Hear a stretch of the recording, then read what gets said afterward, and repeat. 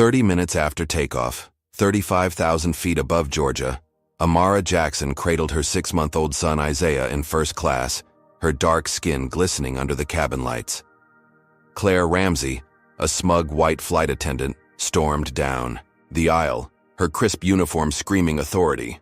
Isaiah cooed softly, and Claire snapped, slapping Amara hard across the face. Passengers froze, jaws dropped, until a deep voice boomed over the intercom. "Claire Ramsey, you're finished." Claire's smirk vanished, her world teetering. Who was that? Amara's calm gaze hinted at a storm brewing, one that'd shatter lives forever. "Before we dive in, tell us where you're watching from. If you stand for justice, hit like, subscribe, and join us for more epic showdowns." What's Claire's next move? The first-class cabin of the Horizon Airlines flight from Atlanta to Los Angeles buzzed with stunned silence, broken only by the hum of the engines slicing through the sky at 35,000 feet. Amara Jackson sat in seat 3A, her cheek blazing red from Claire Ramsey's slap, the sting radiating through her jaw like a wildfire. Her 6-month-old son, Isaiah, nestled against her chest, his tiny hands clutching her blouse, oblivious to the chaos his soft coo had ignited. Amara's deep brown eyes locked onto Claire's, unyielding, refusing to let tears spill despite the throbbing pain. She wouldn't give this woman the satisfaction. Around her, passengers shifted uncomfortably, some fumbling for their phones, fingers trembling as they hit record, capturing the aftermath of a moment that felt like a bomb had just gone off. Claire stood over Amara, her 40-year-old frame rigid, her blonde hair pulled tight in a bun that matched the crispness of her navy blue uniform. Her pale face twisted into a sneer, lips curling as she spat venom. "People like you don't belong up here. Keep that kid quiet or get out." The words dripped with contempt, her assumption clear as day. Amara's black skin, her baby, her very presence in first class were an affront to Claire's carefully curated world. A few passengers gasped, others whispered, their voices a low murmur rippling through the cabin like static. A white businessman in a pinstripe suit 2 rows back muttered to his seatmate, "She's got some nerve bringing a baby up here," his tone siding with Claire's disdain. Another, a young Latina woman, shook her head in disbelief, her fingers hovering over her phone screen, debating whether to post the unfolding drama. Amara didn't flinch. She adjusted Isaiah gently, her movements slow and deliberate. Her silence, a wall Claire couldn't breach. Claire's eyes narrowed, her confidence wavering for a split second as she registered the defiance in Amara's gaze. She opened her mouth to speak again, to double down on her authority, when the intercom crackled to life, cutting through the tension like a blade. "This is Marcus Ellison, CEO of Horizon Airlines. That's my wife you just hit." The voice was deep, steady, and carried a weight that made the air in the cabin feel heavier. Every head snapped toward the speakers embedded in the ceiling, eyes wide, mouths agape. Passengers exchanged frantic glances, their whispers escalating into a chaotic hum. "Did he just say CEO?" a gray-haired woman in 5C hissed to her husband. "Oh, she's done for," the Latina woman murmured, her phone now recording without hesitation. Claire's smirk melted away, replaced by a flicker of panic that danced across her sharp features. She laughed, a high-pitched, nervous sound that echoed hollowly in the stunned cabin. "That's ridiculous. Some passengers playing a prank," she said, her voice loud enough to assert control, to convince herself as much as anyone else. She waved a dismissive hand, her manicured nails glinting under the overhead lights, and turned to stride back toward the galley, her heels clicking against the carpeted floor with forced confidence. But before she could take 3 steps, the captain's voice boomed over the intercom, calm but firm, shattering her delusion. "Claire Ramsey, this is Captain Holloway. That was Marcus Ellison. Report to the galley immediately." The cabin erupted into a flurry of gasps and murmurs. The businessman in the pinstripe suit dropped his whiskey glass, the amber liquid splashing across his tray table as he gaped at the scene. The Latina woman's eyes sparkled with vindication, her phone angled to catch Claire's retreat. Claire froze mid-step, her shoulders stiffening as the reality sank in. She spun around, her face a mask of disbelief, searching the rows for some sign this was a mistake. Her gaze landed on Amara again, who met it with that same unshakable calm, rocking Isaiah gently, as if nothing had happened. Claire's lips parted, but no words came out. Her authority, her kingdom of first class was crumbling, and she could feel every pair of eyes boring into her. Captain Holloway emerged from the cockpit, a broad-shouldered man in his 50s with salt and pepper hair and a no-nonsense stare. He marched down the aisle, his polished shoes thudding against the floor, and stopped beside Claire. "Galley. Now," he said, his tone leaving no room for argument. Claire's jaw tightened, her pale cheeks flushing red as she realized the passengers were watching her every move. Some smirked, others glared, and a few kept filming, their phones held high like torches in a mob. She forced a tight smile, trying to salvage her dignity, and followed the captain, her steps stiff and mechanical. As she passed Amara's seat, she couldn't resist a final jab, her voice low and venomous. "You think you've won? I'll fix this, you little..." She trailed off, muttering a racial slur under her breath. Too quiet for the captain to hear, but loud enough for Amara to catch every syllable. Amara's fingers tightened around Isaiah, her nails digging into her palms, but her face remained a fortress of composure. She wouldn't let Claire see the anger simmering beneath her skin, the fury at being reduced to a stereotype in front of strangers. The captain ushered Claire into the galley, the curtains swishing shut behind them, muffling the sharp exchange that followed. Passengers craned their necks trying to eavesdrop, but the thick fabric blocked the words. Inside, Claire's voice rose, shrill and defensive. "She doesn't belong here. First class isn't for people with screaming brats." Captain Holloway cut her off, his tone icy. "You struck a passenger, Claire. Marcus Ellison's wife.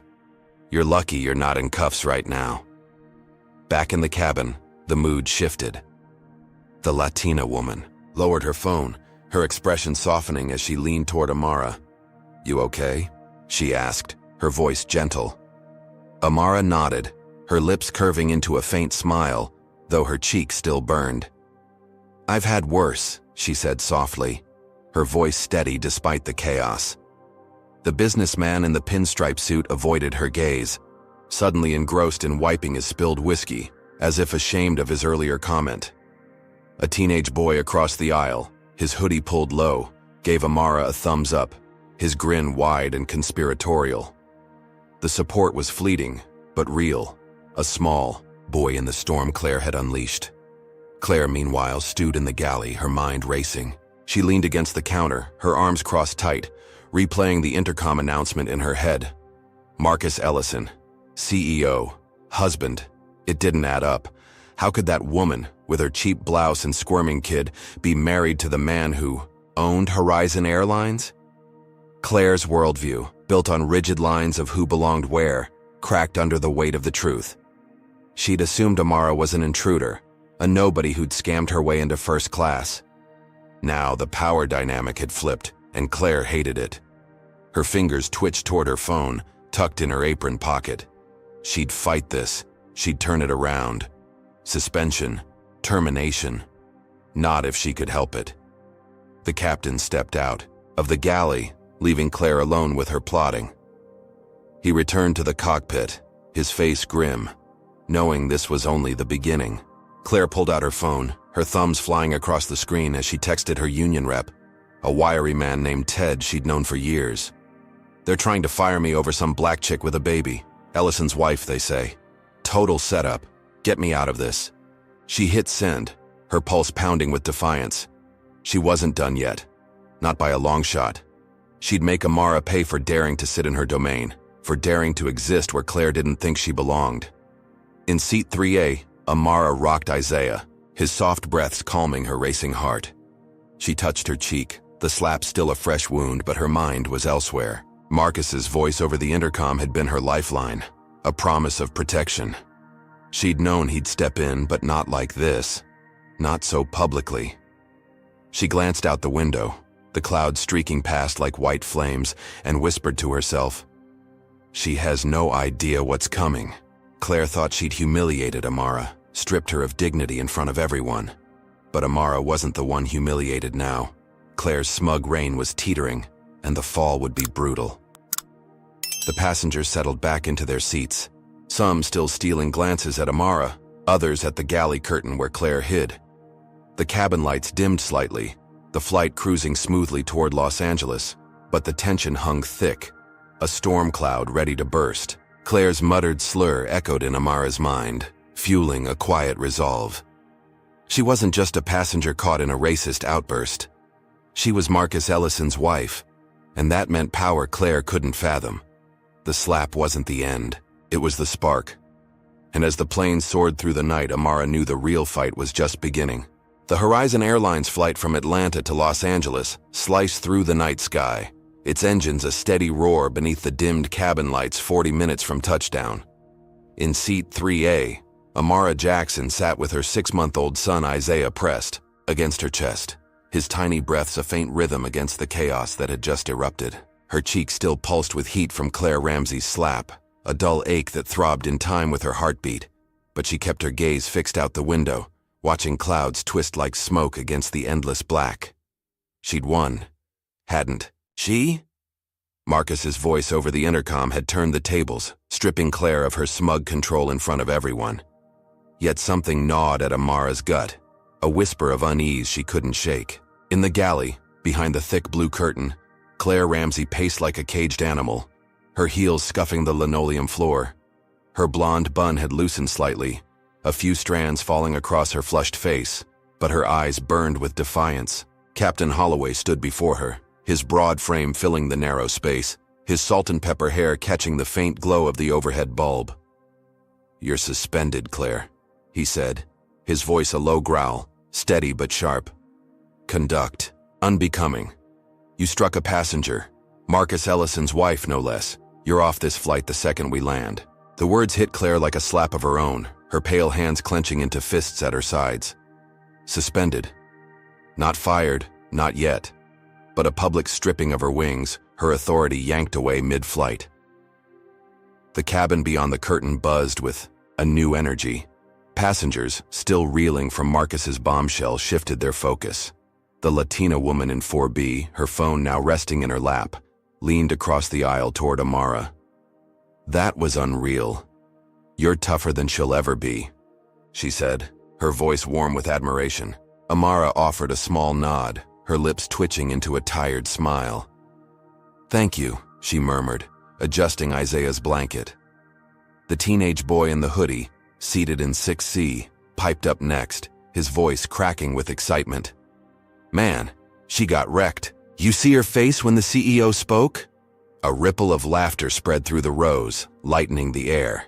Even the businessman in the pinstripe suit, who'd spilled his whiskey earlier, glanced over with a grudging nod, his earlier judgment softened by the turn of events. Back in the galley, Claire's mind raced, her breath coming in short, angry bursts. Suspension wasn't the end. She'd claw her way back. She glared at Captain Holloway, her voice rising, brittle and sharp. "This is insane. That woman doesn't belong in first class, baby or not. I was doing my job keeping order." Holloway's jaw tightened, his eyes narrowing as he stepped closer. "Your job doesn't include assault, Claire. Marcus Ellison's on the line right now, and he's promising further action. You're lucky I'm not locking you in the jump seat." Claire's stomach twisted, but she forced a scoff, her arrogance a flimsy shield. "Further action? He's bluffing. She's just some nobody with a rich husband."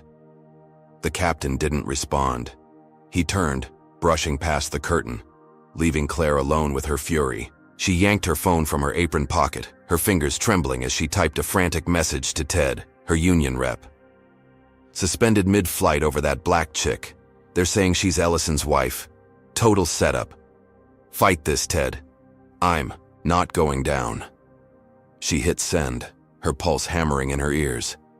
She wouldn't let this stand. She'd turn it around, make them see Amara as the intruder, the problem. Her lips curled into a bitter smile. She'd dealt with passengers like Amara before, people she'd pegged as out of place, and she'd always come out on top. This wouldn't be different. In the cabin, a junior flight attendant named Lila approached Amara, her movements hesitant, her freckled face flushed with nerves. She carried a folded blanket and a bottle of water, her hazel eyes darting toward the galley curtain before settling on Amara. "Ma'am, I'm so sorry about everything. she said, her voice soft but earnest. "Here, for you and the little one." She handed over the items, her hands lingering as if unsure whether to say more. Amara took the blanket, draping it over Isaiah's tiny frame, and met Lila's gaze. "It's not your fault," she said, her tone gentle but firm. "I'm okay. We're okay." Lila nodded, relief washing over her, and stepped back, disappearing down the aisle to tend to other passengers. Amara leaned back in her seat, the leather creaking beneath her, and let out a slow breath. The applause from earlier echoed in her mind, the passengers' support a fleeting balm. She whispered to Isaiah, her voice barely audible over the engine hum. "We're safe now, baby. She's gone." The words felt true, a fragile victory settling in her chest. Claire was suspended, humiliated, out of sight behind that curtain. Marcus had her back, his voice a thunderclap that had shaken Claire's world. Amara's fingers brushed Isaiah's soft curls, her mind drifting to the landing ahead. Maybe this was over. Maybe she could walk off this plane and leave the sting of Claire's hand behind. But then it happened.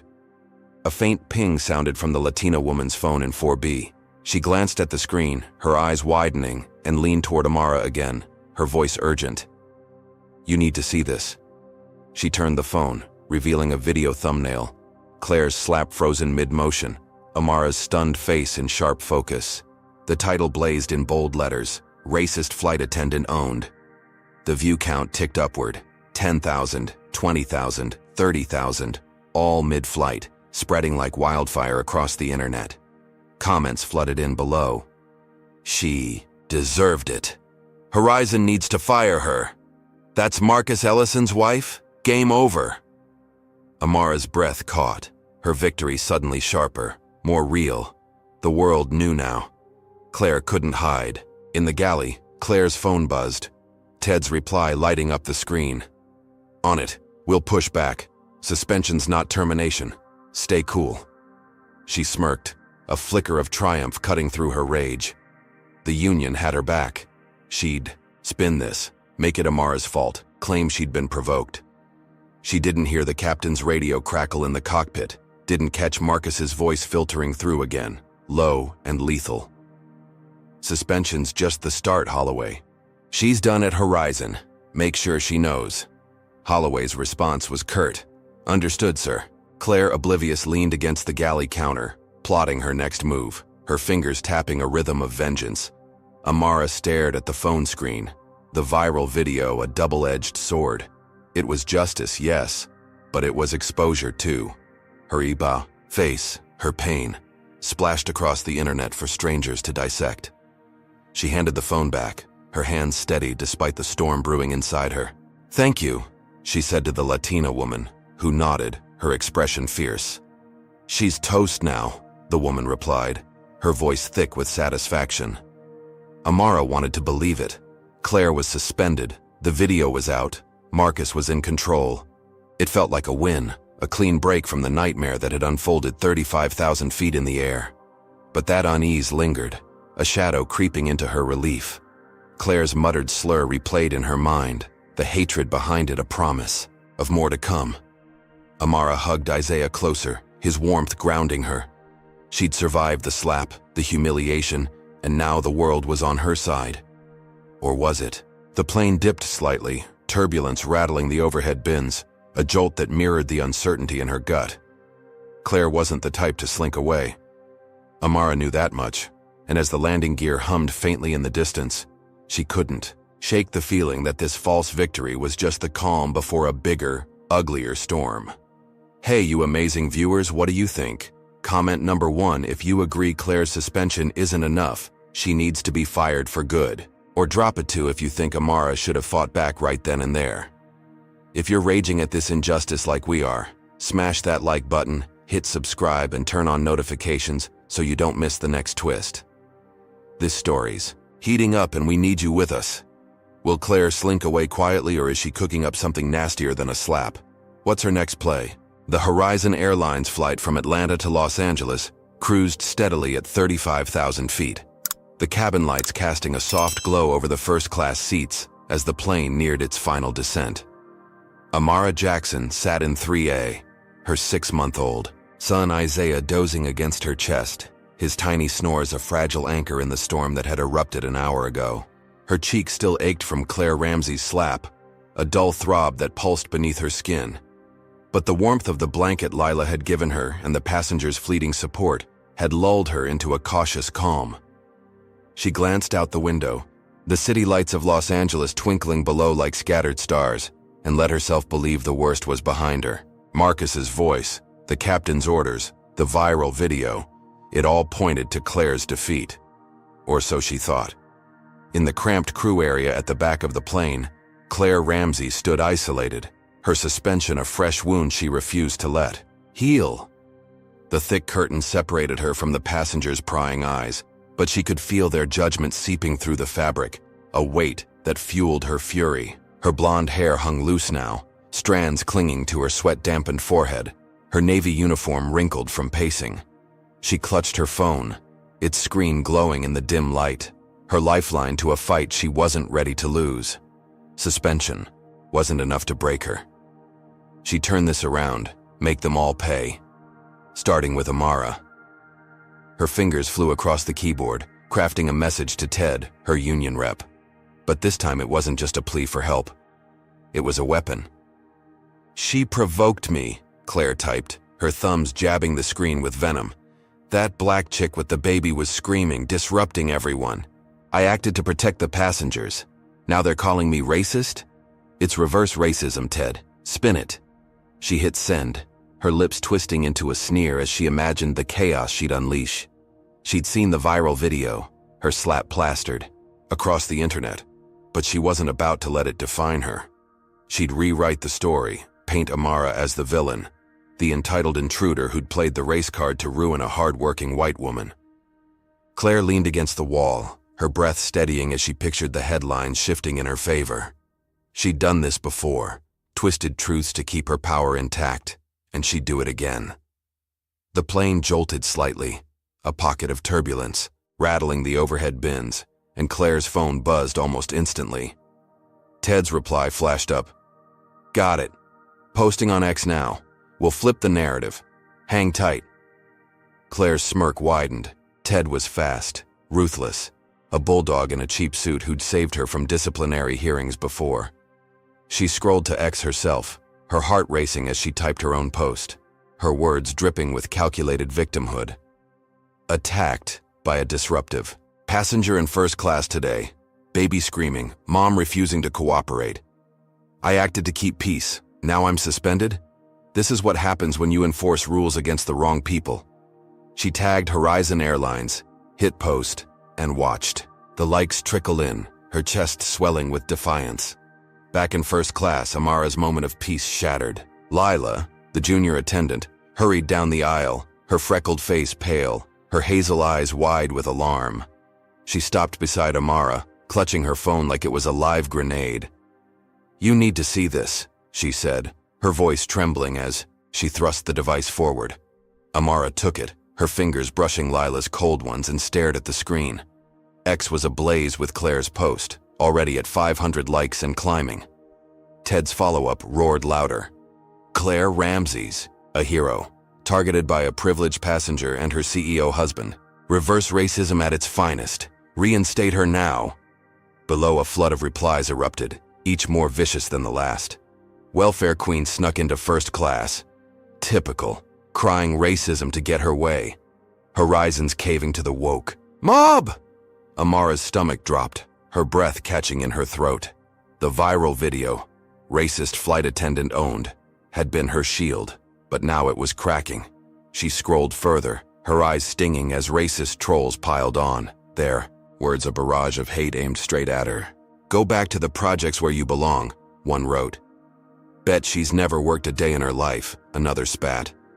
Threats followed, sharp and personal. "Watch your back, lady.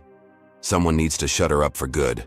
Amara's hands shook, the phone slipping slightly as she handed it back to Lila.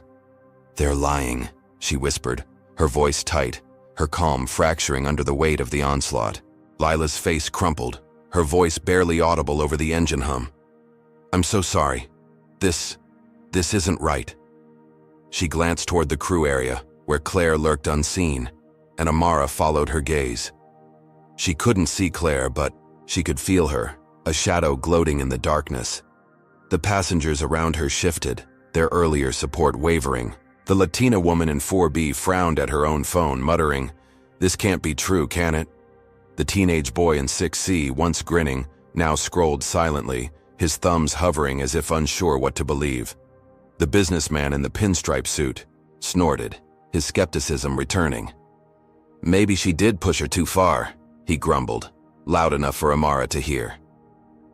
The cabin's unity splintered, doubt creeping in like fog. Amara hugged Isaiah closer, his warmth a lifeline as her mind raced. Claire wasn't done. Suspension hadn't silenced her. It had lit a fuse. Amara's false victory, that fleeting moment of safety, dissolved into a new nightmare. She pulled out her own phone, her fingers steady, despite the panic clawing at her chest, and dialed Marcus. His voice answered on the first ring, deep and urgent. "Amara, you okay? I saw the video. She's suspended, but..." "It's worse now," Amara cut in, her words rushing out. "She's lying online, Marcus, saying I attacked her. People are threatening me." Marcus's silence stretched for a beat, then his tone hardened, steel, in every syllable. "I'll sue her for defamation. She won't get away with this." Amara nodded, though he couldn't see her, clinging to his promise like a raft in a storm. She ended the call, her eyes drifting to the window again, the lights of Los Angeles closer now, a sprawling grid of hope and danger. Marcus's power was her shield, but Claire's retaliation was a blade she hadn't seen coming. The plane banked slightly, the descent beginning, and Amara's pulse quickened. She'd thought the slap was the worst of it, that Claire's humiliation would end it, but this smear campaign was bigger, uglier, a racial firestorm she couldn't outrun at 35,000 feet. She kissed Isaiah's forehead, whispering, "We'll fight this, baby," her voice a vow against the hate raining down on her. In the crew area, Claire refreshed X, her smirk growing as Ted's post hit 1,000 likes. Racist trolls swarmed the thread, their fury a chorus she'd summoned with a few well-placed lies. She didn't care about the truth Amara had provoked her by existing, by daring to sit in first class with her dark skin and her baby, by being Marcus Ellison's wife. Claire's worldview demanded she punish that, and now she had an army to do it. She typed another post, her fingers dancing with glee. "Thank you for the support. I'm the real victim here. She's using her husband's money to silence me." The likes spiked again, her grin widening. She'd flipped the script, turned Amara's victory into a trap. The cabin lights flickered as the plane dropped lower, the captain's voice crackling over the intercom. "Prepare for landing in Los Angeles. Cabin crew, take your seats." Claire stayed put, her suspension keeping her from the jump seat, but she didn't care. She'd planted the seeds, and they were growing fast. She imagined Amara squirming up there, reading the hate, feeling the walls close in. Good. Let her squirm. Claire's phone buzzed again. "Ted. Union's pushing Horizon hard. We'll get you back." She leaned back, satisfaction curling in her chest. Suspension was temporary. She'd win this war, make Amara regret ever stepping onto her plane. Amara sat rigid in 3A, the city lights now a glaring sprawl beneath her. The viral video had been her triumph, but Claire's lies had poisoned it, turning strangers into enemies. Marcus's lawsuit would fight the defamation, but the damage was spreading, a wildfire she couldn't contain.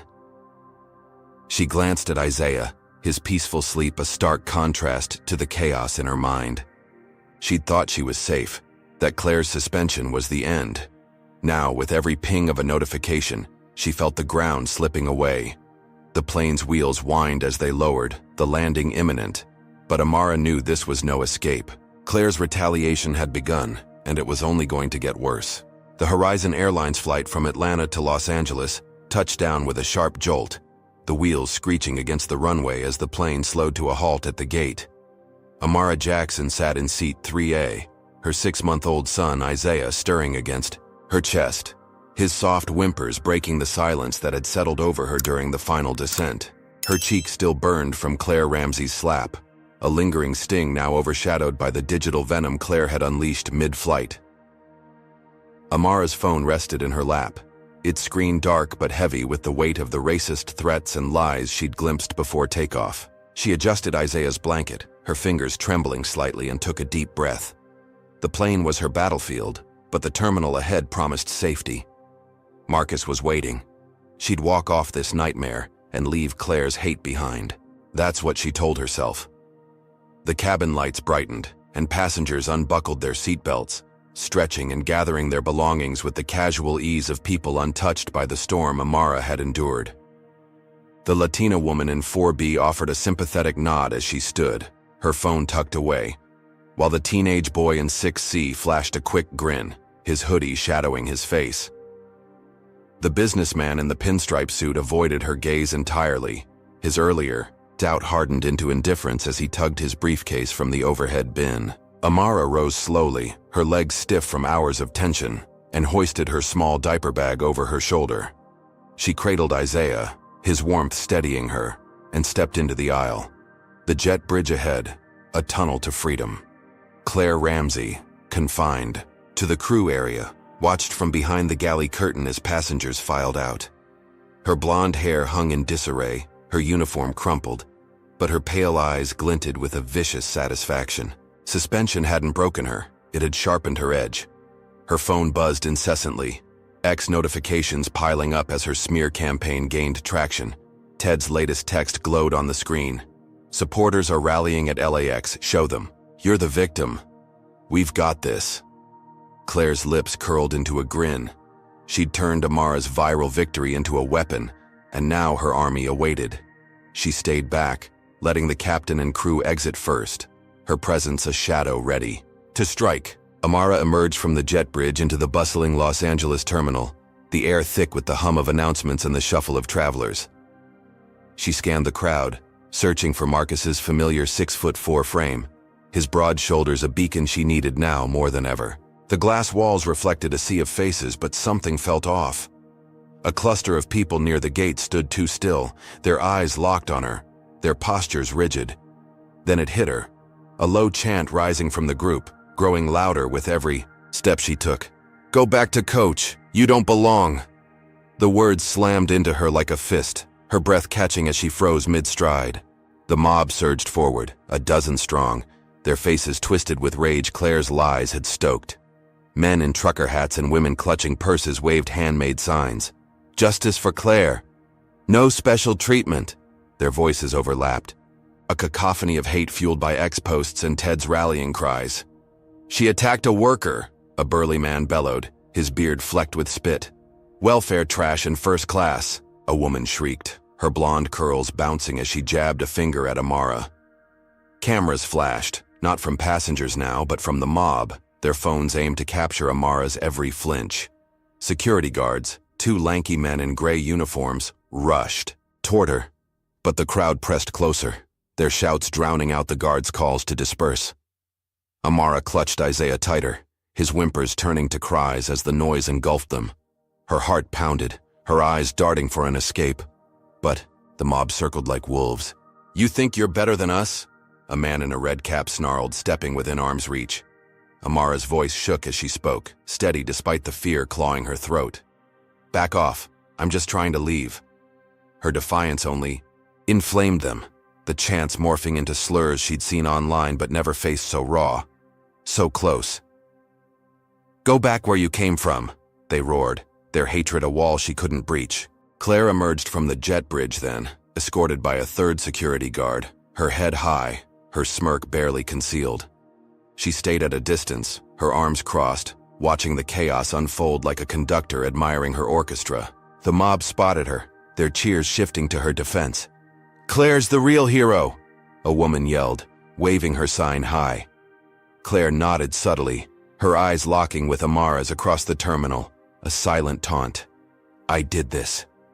She'd turned, suspension into a rallying cry, her lies igniting a firestorm Amara hadn't seen coming.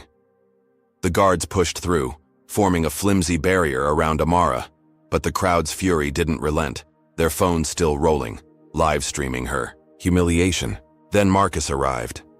His towering figure cut through the terminal like a blade, his dark suit stark against the chaos. His deep voice boomed, a thunderclap that silenced the mob for a split second. "Get away from my wife. Now." His presence was electric, his brown eyes blazing as he shoved past the nearest heckler, a man in a flannel shirt who stumbled back, stunned. The security guards rallied, emboldened by Marcus's command, and began herding the crowd away, their batons raised but unused. The mob faltered, some retreating under Marcus's glare, others muttering curses as they dispersed, their signs drooping like wilted flags. Amara exhaled, her knees weak as Marcus reached her, his strong arms wrapping around her and Isaiah. "I've got you," he said, his voice low, fierce with protection. She leaned into him, her cheek pressed against his chest, the mob's echoes fading as his heartbeat steadied her. The terminal buzzed around them, travelers gawking, but Marcus's power carved a bubble of safety she clung to. He turned to Claire, who stood 50 feet away, her smirk faltering as she met his gaze. "You're fired," he declared, his words cutting through the air like a guillotine. "Effective immediately. No appeal. You're done at Horizon." Claire's face twisted, her pale skin flushing crimson as she stepped forward, her voice shrill with disbelief. "You can't do this. I've got rights. The union." Marcus cut her off, his tone icy. "Assaulting my wife? Smearing her online? You've got nothing. Get out of my airport." The security guard beside Claire grabbed her arm, pulling her back as she screamed, "This isn't over. You'll pay for this." Her threats echoed, hollow against Marcus's authority, but her eyes burned with a promise of vengeance. She jerked free, storming toward the exit, her heels clacking a furious rhythm. Amara watched her go, Marcus's arm a shield around her shoulders. The mob was gone, scattered by security, their cameras stilled. She felt a flicker of triumph, a near wind pulsing through her veins. Claire was fired, not just suspended. Marcus had crushed her in front of everyone. Isaiah quieted, his cries easing as Amara rocked him gently, her breath steadying. "We're okay now," she whispered, more to herself than him, her voice soft against the terminal's clamor. She looked up at Marcus, his jaw set, his eyes scanning the crowd for any lingering threat. He'd saved her, turned the ambush into a rout. She believed it was over. But as they moved toward the baggage claim, a chill crept up her spine. Claire's parting scream lingered in her ears, a vow that didn't feel empty. The terminal's glass walls reflected their figures, Marcus towering, Amara cradling Isaiah, but beyond them, a shadow shifted. A man in a gray hoodie lingered, near the exit, his phone pressed to his ear, his eyes tracking Claire's retreat. Amara didn't notice him, her focus on Marcus, on the safety he promised. But the man nodded once, slipping outside as Claire vanished into the crowd. The ambush had failed, but Claire's war hadn't ended. She'd lost her job, her power stripped bare, yet her smirk as she'd left hinted at something darker brewing. Amara stepped closer to Marcus, her diaper bag bumping against her hip, the weight of the day pressing down. The terminal hummed, with normalcy now, travelers oblivious to the battle she'd just survived. She'd escaped the mob, Claire's firing a victory she could taste, but that chill wouldn't fade. Marcus squeezed her shoulder, his voice a low rumble. "She's gone, Amara. We'll handle the rest." She nodded, wanting to believe him, but her gut whispered a warning. The plane had landed, but the ground beneath her felt unsteady, a battlefield shifting beneath her feet. The Los Angeles airport terminal faded into a blur as Amara Jackson stepped into the security office 2 hours after landing, her 6-month-old son Isaiah still cradled against her chest. The glass walls of the cramped room reflected her exhausted face, her cheek bruised from Claire Ramsey's slap, now a mottled purple under the harsh fluorescent lights. Marcus Ellison, her towering husband and Horizon Airlines CEO, stood beside her, his dark suit rumpled from shoving through the mob that had ambushed them at the gate. His deep voice rumbled with controlled fury as he spoke to a security guard, demanding an escort to their car. Amara's heart still raced from the chaos, but Marcus's firing of Claire had felt like a lifeline. She'd escaped the terminal's hate-filled gauntlet, and now, with Isaiah safe in her arms, she let herself breathe. The worst was over, or so she believed. The office door swung open, and 2 police officers strode in, their navy uniforms crisp, their faces set in hard lines. The taller one, a white man with a buzz cut and a jaw like granite, stepped forward, his badge glinting under the lights. "Amara Jackson?" he asked, his tone flat but edged with something cold. Amara nodded, her stomach tightening as she adjusted Isaiah, his soft weight grounding her. "Yes, that's me," she said, her voice steady despite the unease creeping up her spine. Marcus turned, his broad shoulders squaring as he faced the cops. "What's this about?" he demanded, his brown eyes narrowing. The officer ignored him, pulling a notepad from his pocket, his gaze fixed on Amara like she was a suspect, not a victim. "We've got a report of assault," the officer said, flipping the notepad open. "Filed by Claire Ramsey. Claims you attacked her on the flight, provoked a confrontation. She's got witnesses." Amara's breath caught, her mind reeling as the words sank in. Assault. Provoked. She'd been the one slapped, humiliated, mobbed. Yet here was Claire, twisting. Reality again. Marcus stepped closer, his voice rising. "That's a lie. She hit my wife. There's video proof. Hundreds saw it." The second officer, shorter with a patchy beard, smirked faintly, his hand resting on his belt. "We've got a different video," he said, pulling out his phone and tapping the screen. Amara's blood ran cold as the grainy footage played. It showed her in first class, but the angle was skewed, the sound distorted. Claire's slap was missing, replaced by a clip of Amara raising her arm, as if striking first while Claire flinched dramatically. The edit was clumsy but convincing, a lie stitched together with just enough truth to deceive. "That's fake," Amara said, her voice shaking with outrage. "She hit me. I never touched her." The tall officer shrugged, his expression unreadable. "Ramsey's story checks out with her union rep and a few passengers. You're under arrest for assault, ma'am."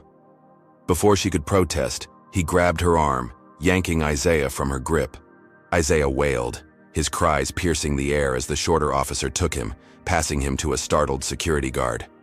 Marcus lunged forward, his fists clenched. "You can't do this. That's my son."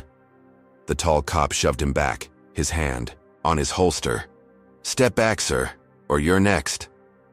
Amara's world tilted, her wrists locked in cold steel as handcuffs snapped shut. She twisted, her eyes locked on Isaiah, his tiny arms flailing in the guard's awkward hold.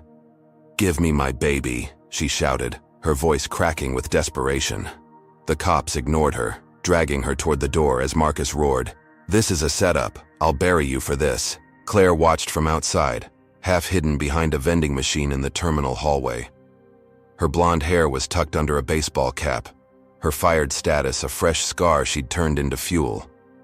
She'd filed the police report an hour ago, Ted, handing her the doctored video her union allies had rushed to create. Her lips curled into a satisfied grin as Amara stumbled, handcuffed, her cries for Isaiah echoing through the glass. Claire had lost her job, her power stripped by Marcus's decree, but this was better. Jail would break Amara, smear her name beyond repair. The cops, quick to buy Claire's tearful, poor white woman act, were her pawns in a game she refused to lose. Amara's feet dragged against the linoleum as the officers hauled her through the terminal, passengers gawking, some whispering, others filming. The mob from earlier had dispersed, but their hate lingered in the air, a stench Claire's lies had thickened. Marcus followed, his phone pressed to his ear, barking orders to his lawyer, a sharp-edged woman named Evelyn he'd hired on the spot. "Get her out now! It's a frame-up, fake video, biased cops, sue Ramsey for everything she's got." His voice trembled with rage, but the system didn't bend. The tall officer shoved Amara into a squad car outside, the door slamming, shut with a finality that crushed her fleeting victory. Inside the car, Amara's wrists ached against the cuffs, her chest heaving as she fought panic. Isaiah's cries haunted her, a sound she couldn't reach. The shorter cop slid into the driver's seat, his smirk visible in the rearview mirror. "Should have stayed in coach," he muttered, his tone dripping with the same racism Claire had wielded. Amara's eyes burned, but she refused to cry. "You're wrong," she said, her voice low, fierce. "That video's a lie. She hit me." The cop chuckled, starting the engine. "Tell it to the judge, lady. Your kind always has excuses." Claire slipped away from the vending machine, her cap pulled low as she melted into the terminal crowd. She texted Ted, her fingers swift. "She's arrested. Video worked. Keep pushing." His reply buzzed back. "Union's on it. Filing for my reinstatement now. You're golden." Claire's grin widened. Marcus had fired her, but she'd flipped the board, turned Amara's escape into a cage. The cop's bias, the doctored footage, the union's muscle. It was a perfect storm, and she'd summoned it. She imagined Amara in a cell, stripped of her baby, her dignity, her CEO husband powerless against a system rigged to believe Claire's tears over Amara's truth. Marcus stormed back into the security office, slamming his fist on the desk as the guard handed Isaiah to a social worker who'd just arrived, her clipboard clutched like a shield. "Where's my wife?" he demanded, his voice a growl that made the guard flinch. "Police took her. Assault charge," the guard stammered, stepping back. Marcus snatched Isaiah, cradling him as the social worker protested weakly. "She's not taking my son. This is a setup and I'll prove it." He dialed Evelyn again, his words sharp. "Find that real footage. Get Amara out tonight. Ramsey's behind this. I want her crushed." Amara sat in the squad car, the city lights, streaking past in a blur of red and gold. Her mind raced, piecing together Claire's trap. The slap, the smear campaign, the mob, and now this. False charges, a doctored video, cops who saw her skin before her story. Her victory in the terminal, Marcus's firing of Claire, had been a mirage, shattered by a legal snare she hadn't seen coming. She clenched her fists, the cuffs biting into her wrists, and whispered to herself, "I'll fight this. For Isaiah." But as the car turned toward the station, the weight of Claire's retaliation sank in. This wasn't just revenge. It was annihilation. "Hey, you incredible viewers, this twist has us reeling. Comment number 1 if you think Claire's gone too far with this fake video. Lock her up instead. Or drop a 2 if you believe Amara's strength will outshine this mess." If you're furious at this injustice, hit that like button, subscribe, and turn on notifications. We're in this fight together. Marcus is raging, but can he break this legal trap? What's Claire's next move now that she's got Amara in cuffs? The Los Angeles police station loomed in the gray light of dawn, its concrete walls stark against the smoggy skyline as Amara Jackson stepped out of the holding cell, her wrists raw from the handcuffs that had bound her overnight. Her 6-month-old son Isaiah wasn't with her. Marcus had taken him home after a tense standoff with social services, but the ache of his absence gnawed at her chest. Her cheek still bore the faint purple imprint of Claire Ramsey's slap, a mark now dwarfed by the legal trap that had landed her here. Released on bail just hours ago, thanks to Marcus's lawyer Evelyn tearing through red tape, Amara clutched her jacket tight, her dark eyes scanning the street for Marcus's black SUV. She'd survived the false assault charge, for now. But the air felt heavier, charged with a storm she couldn't yet see. Marcus pulled up, his 6'4" frame unfolding from the driver's seat, his face etched with exhaustion and fury. Isaiah slept in the back, strapped into his car seat, his tiny chest rising and falling peacefully. Amara rushed to him, her fingers brushing his soft curls as tears pricked her eyes. "He's okay," Marcus said, his deep voice a lifeline as he pulled her into a brief, fierce hug. "Evelyn's got the real footage queued up. We'll bury Ramsey." Amara nodded, climbing into the passenger seat, her body trembling from the night in a cell, the cop's sneers still echoing in her ears. She'd thought Claire's firing was the end, that the arrest was the worst of it. She was wrong. As the SUV rolled through the city, Amara's phone buzzed, a flood of notifications lighting up the screen she'd barely touched since the flight. She unlocked it, her breath catching as she saw the headline plastered across every news app. "Black woman attacks heroic attendant. Video evidence." The doctored footage from Claire's police report had exploded online, shared by outlets, hungry for a scandal. The story spun wildly out of control. Amara, the aggressor. Claire, the victimized worker standing up to privilege. Comments below the articles were a cesspool of hate. She's a thug hiding behind her rich husband. Typical entitlement, assaulting staff over a baby. Horizon's CEO should be ashamed. Amara's hands shook, the phone slipping to her lap as she stared at Marcus. They're believing her, she whispered, her voice cracking. Marcus gripped the steering wheel, his knuckles whitening. It's fake. We'll prove it. Evelyn's filing defamation today. But the damage was racing ahead, unstoppable. Amara scrolled X, where Claire's smear campaign from mid-flight had morphed into a national firestorm. Ted, her union rep, posted relentlessly. Claire Ramsey's a martyr for workers' rights, targeted by a violent passenger. Justice now. The doctored video racked up millions of views, drowning out the original racist flight attendant-owned clip that, had briefly been her shield. By noon, protests erupted outside Horizon Airlines' Los Angeles headquarters, a squat glass building shimmering in the heat. A crowd of 50 swelled to 200, Claire's supporters waving signs scrawled with venom.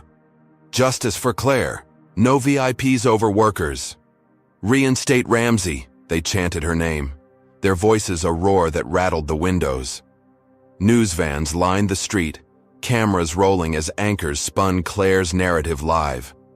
A flight attendant fired unjustly now fights back against a privileged passenger's assault, one reporter intoned, her blonde hair bobbing as she gestured to the crowd. Amara watched from the SUV, parked a block away, her stomach twisting. As the mob's hate pulsed through the screen Marcus held up on his tablet. At home, the nightmare deepened. Marcus's phone rang off the hook, his assistant, Lila from the flight, even Evelyn, all reporting threats pouring in. We're getting death calls, Marcus said, his voice tight as he paced their living room, Isaiah asleep in a crib nearby. They've got our address. Someone said they'd burn the house down. Amara froze, her eyes darting to the windows, the curtains suddenly too thin. She'd escaped jail, but Claire's lies had turned their sanctuary into a target. The IBAT TV blared, a pundit praising Claire. She's a symbol of resistance against elitism and reverse racism. Amara's skin prickled, the racial undertones a knife twisting deeper. Claire, meanwhile, basked in her twisted triumph. She sat in a cheap motel room across town, her blonde hair pulled back, her fired status a badge she'd flipped into gold. Ted had secured her a TV spot, and she strode onto the set of a local news station. Her uniform swapped for a modest blouse, her eyes glistening with rehearsed tears. I was just doing my job, she said, her voice trembling for effect. That woman attacked me, and now I'm the villain because her husband's rich? It's not fair. The host nodded sympathetically, the audience clapping as Claire wiped her eyes. Off camera, Ted texted her. Unions pressuring Horizon, temporary reinstatements on the table. You're winning. Amara fought back, her resolve hardening against the onslaught. She grabbed her phone, hands steady now, and recorded a video in their kitchen, the morning light streaming through. This is the truth, she said, her voice raw but fierce, holding up her bruised cheek to the camera. Claire Ramsey slapped me. She's lying, faking videos, turning people against me because of my skin. I'm not a criminal. I'm a mother, a wife, a passenger who paid for her seat. Tears welled, but she blinked them back, her gaze piercing. I need you to see me. She posted it, her heart pounding as it uploaded, praying it had cut through the noise. The video gained traction. 10,000 views, then 50,000. Some allies emerging in the comments. She's telling the truth. Claire's a liar. Look at that bruise. But Claire's machine was stronger. Her TV appearance aired nationwide, her reinstatement announced mid-broadcast. Horizon's union has negotiated Claire Ramsey's return pending investigation. Amara's phone slipped from her hand, clattering to the counter as Marcus cursed, his fist slamming the table. They can't do this, he growled, dialing Evelyn. She's fired. I made it clear. Evelyn's voice crackled through. Unions got leverage. We're fighting it. But the public's buying her story. Amara sank onto the couch, her head in her hands. She'd walked out of jail thinking she'd won, that Marcus's power and the real footage would end this. Now Claire was back. Her lies a tidal wave drowning Amara's truth. The protest grew louder, a news chopper buzzing overhead, its shadow flickering across the living room. Threatening voicemails piled up. "You're dead, you hear me? Keep your brat out of our skies." Amara's chest tightened, her breath shallow as she glanced at Isaiah's crib. Her family was under siege, the nation's outrage a weapon, Claire wielded with glee. Claire watched the chopper from her motel window, her smirk widening as Ted called. "You're back on payroll tomorrow," he said, his voice smug. "They're eating it up. She's finished." Claire hung up, her eyes glinting with malice. Amara's video was a pebble against her avalanche. She'd turned suspension into martyrdom, firing into a comeback, and now she'd bury Amara under the weight of a country primed to hate her. The motel TV replayed her interview, her crocodile tears a masterpiece. She'd won this round, and the next blow would be even harder. Amara stood, her legs trembling but her spine straight. She wouldn't break. She grabbed her phone again, refreshing her video. 70,000 views now, a small army forming. "We've got people," she said to Marcus, her voice firm despite the fear. "They see me." Marcus nodded, his jaw set. "Evelyn's suing the union, Claire, the station. Everyone. We'll fight." But as the chopper's roar faded, a brick crashed through their window, glass shattering across the floor. A note tied to it read, "Get out." Amara's scream woke Isaiah, his cries mingling with hers as the backlash turned deadly. 1 month after the Horizon Airlines flight from Atlanta to Los Angeles, Amara Jackson stood in a Los Angeles courthouse, her 6-month-old son Isaiah safe at home with Marcus's sister, a small mercy in the chaos that had engulfed her life. The courtroom buzzed with a restless energy, its wooden benches packed with reporters, Claire Ramsey's supporters, and a handful of Amara's allies, their whispers a low hum beneath the fluorescent lights. Amara's cheek had healed. The bruise from Claire's slap faded to a faint shadow, but the weight of false assault charges pressed down harder than ever. She wore a navy blazer, her hair pulled back, her dark eyes steady as she faced the judge's bench. Marcus sat behind her, his 6'4" frame tense, his deep voice silent, but his presence a rock she clung to. She'd thought the threats, the brick through her window, were the worst. Today would prove her wrong. The judge, a grizzled white man named Harold Grayson, banged his gavel, his jowls quivering as he glared over his glasses. His reputation as a hardliner with a history of bias against minorities hung over the room like a storm cloud. "Order," he barked, his voice gravelly, silencing the crowd. Amara's lawyer, Evelyn, a sharp-eyed woman in her 40s with a steel-gray bob, stood beside her, her briefcase stuffed with evidence Marcus had fought to secure.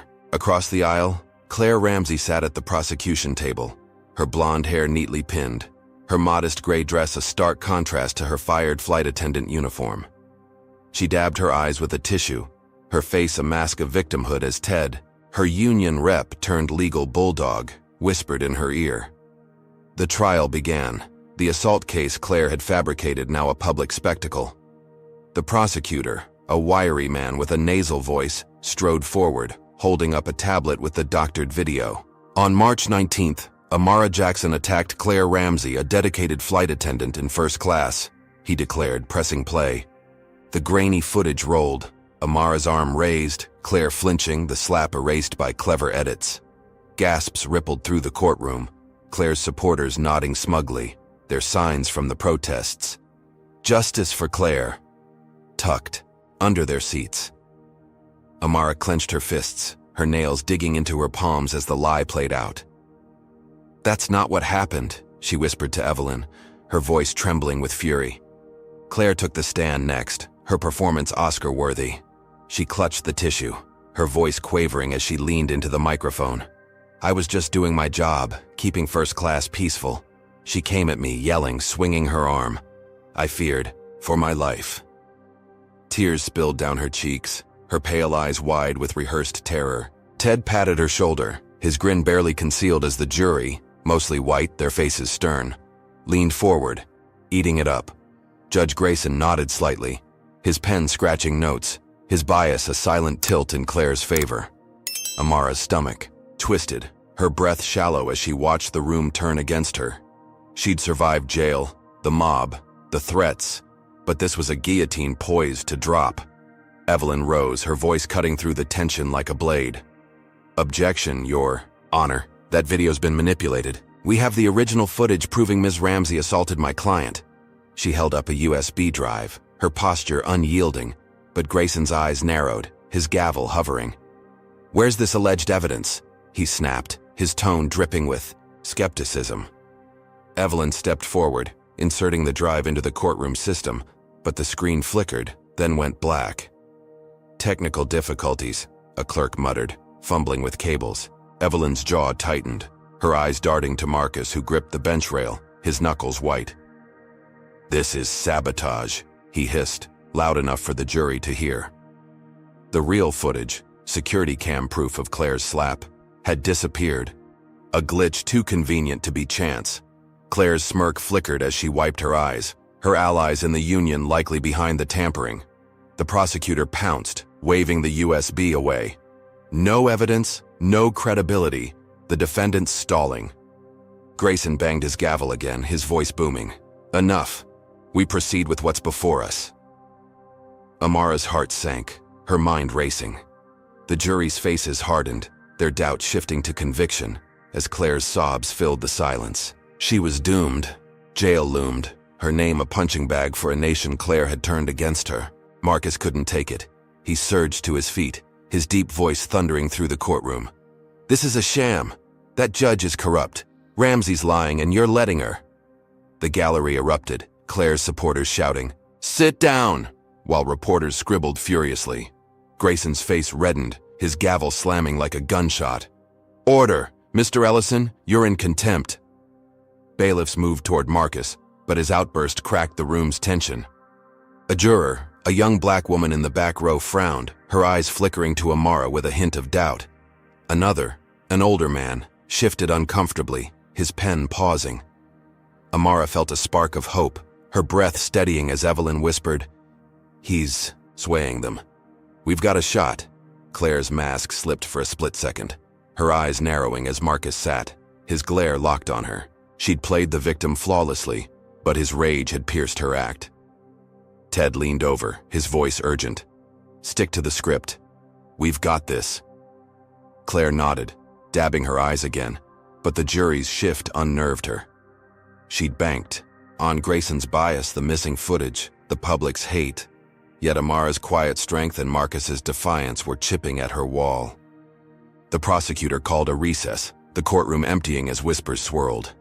Amara turned to Evelyn, her voice low. "We're losing, aren't we?" Evelyn shook her head, her eyes fierce. "Not yet. Marcus bought us time. We'll find that footage." Outside, Claire's next strike landed. Ted leaked Amara's home address to X, a move planned during her TV comeback. "Here's where the victim hides," he posted, the address glowing in bold. Within hours, a racist mob formed outside Amara's suburban house, their chants audible through the courthouse TV as news broke the recess. "Get out, thug!" they screamed, pounding on the door where Marcus's sister barricaded herself with Isaiah. Amara's phone buzzed with a frantic call from her sister-in-law, her voice shaking. "They're here, Amara. What do I do?" Amara's knees buckled, Marcus catching her as she gasped. "They won't stop." Claire slipped out of the courtroom, her gray dress swishing as she joined Ted in the hallway, her smirk returning. "She's done," she said, her voice cold with triumph. "Jail or not, that mob'll finish her." Ted grinned, his phone pinging with updates. "Union's got Grayson in pocket. Footage stays gone. You're golden." Claire's eyes glinted, her victory swelling. She'd turned Amara's trial into a circus, her lies a noose tightening with every shout from the mob outside Amara's home. The courthouse doors swung shut, the trial resuming, but Claire knew she'd already won this round. Or so she thought. Amara sat back at the defense table, her hands trembling as Marcus squeezed her shoulder, his voice a low growl. "We'll get through this." Evelyn's digging. The courtroom filled again, Grayson's gavel banging as the prosecutor smirked, ready to seal her fate. The mob's chants echoed faintly through the walls, a reminder of Claire's reach. Amara's near win, Marcus's outburst swaying some jurors, faded under the weight of missing evidence and a judge itching to convict. She'd thought jail was the endgame, that proving Claire's slap would free her. Now, with her family, under siege and the courtroom stacked against her, she saw the truth. Claire's hate was a hydra, growing uglier with every cut. Night fell over Amara Jackson's suburban Los Angeles home. The quiet street bathed in the faint glow of streetlights as shadows stretched long and menacing across her lawn. Inside, Amara barricaded herself in the bathroom, her 6-month-old son Isaiah clutched tight against her chest, his soft whimpers muffled by her trembling hand. Marcus was still at the courthouse, fighting the trial's chaos with Evelyn, leaving Amara alone with her sister-in-law Keisha, who'd fled to a neighbor's house with her own kids after the mob arrived. The courtroom had been a battlefield, but this was war. Claire Ramsey's leak of Amara's address had unleashed a racist horde, and now they were here, pounding at her door. She'd thought Marcus's outburst had given her a chance. She was wrong. The mob outside swelled to 20, their voices a guttural roar that shook the walls. "Get out, you don't belong here," a man bellowed, his words slurred with rage as he hurled a rock through the living room window. Glass shattered, the crash echoing like gunfire, and Amara flinched, her back pressed against the bathroom door. Spray paint hissed, red streaks spelling slurs across her white siding. "Thug! Welfare trash!" The crowd, fueled by Claire's ex-leak and the trial's lies, surged forward, fists banging on the wood, boots kicking at the frame. A woman screeched, "You attacked Claire, pay for it." Her voice piercing the night as another brick sailed through, splintering the coffee table Amara had saved months to buy. Amara's heart hammered, her breath shallow as she fumbled for her phone, dialing 911 with shaking fingers. "Help us! They're breaking in, please hurry!" she pleaded, her voice cracking as Isaiah wailed, his tiny body trembling against hers. The operator's response was curt, detached. "We've got a call about a protest. Units are busy. Stay calm." The line clicked dead, and Amara's stomach dropped. Protest? This was an assault, a lynching in the making, and the cops, echoing the bias that had jailed her, dismissed it. She slid to the floor, the tile cold against her legs, and rocked Isaiah, whispering, "Shh, baby, we'll be okay." Though, the lie tasted bitter on her tongue. Outside, the mob escalated, a Molotov cocktail arcing through the broken window, flames licking the curtains as smoke billowed into the house. Amara's eyes widened, her pulse racing as she smelled the acrid burn. She grabbed a towel, soaking it in the sink, and pressed it to Isaiah's face, coughing as the haze thickened. The front door groaned under a battering ram. Someone had brought tools, their intent clear. They wouldn't stop until she was gone. "Burn it down!" a man shouted, his silhouette hulking against the flickering firelight. Amara's mind raced, her trial fading to a distant nightmare. Survival was all that mattered now.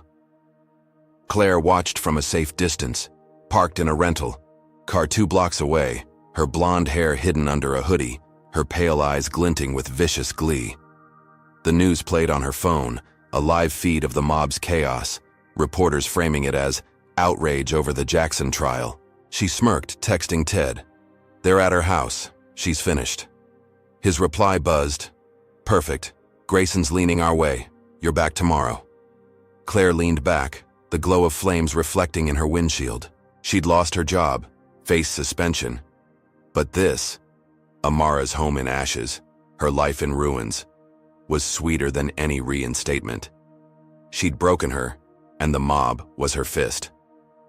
Amara fought back, her instincts kicking in. She crawled to the bathroom window, prying it open with one hand, the other clutching Isaiah. Smoke stung her eyes, but she spotted a shed in the backyard, a slim chance at safety. She hoisted herself out, dropping 6 feet to the grass, her knees buckling as she landed. Isaiah's cries sharpened, but she stumbled forward, the mob's roar deafening as they breached the front door, their boots stomping through her burning. Home when she reached the shed, slipping inside and barricaded the door with a rusty shovel, her breath ragged as she pulled out her phone again. She hit record, live streaming to X, her voice trembling but fierce. "This is Amara Jackson. They're burning my house because of Claire Ramsey's lies. Look at this, my son's here, we're trapped." She panned the camera, smoke curling through the shed's cracks, Isaiah's wails a haunting soundtrack. She posted it, her hands shaking as the views climbed. 5,000, 10,000, outrage flooding the comments. "This is insane. Claire's a monster. Save her." Amara's chest heaved, hope flickering as strangers rallied, but the mob's shouts grew closer, their flashlights slicing through the dark. "She's out back," a woman yelled, and footsteps thudded toward the shed. The police finally arrived, 2 squad cars screeching to a halt, but their response twisted Amara's fleeting relief into dread. 4 officers stepped out, their faces stern, their hands on holsters as they approached. Not the mob, but her.